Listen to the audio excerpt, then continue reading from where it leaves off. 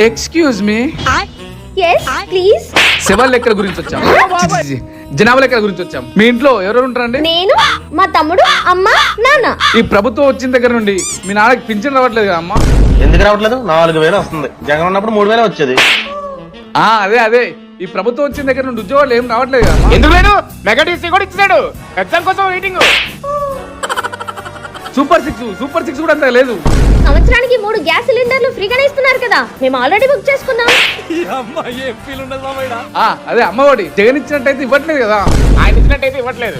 ఇంట్లో ఎంత మంది ఉన్నా ఒక్కరికి ఇవ్వడం, 15,000 అని చెప్పి 13,000 ఇవ్వడం, అలా అయితే చేయట్లేదులే. ఎంత మంది ఉన్నా 15,000 ఇస్తున్నారు. అంతా అనుకుంటున్నారమ్మా, ఎంతైనా జగనే బెస్ట్ అని. వీడు వైసీపీలో ఉన్నాడే. అవును, జగన్ అనే గ్రేట్. లోపలికి రండి, టీ తాగుతుంది. ఇప్పుడు టీలు రండి, మరి మొహమాట పెట్టేసి. మొహమాటం ఏముంది? తాగాలండి. ఇంకెన్ని వేసాలు ఇస్తారా?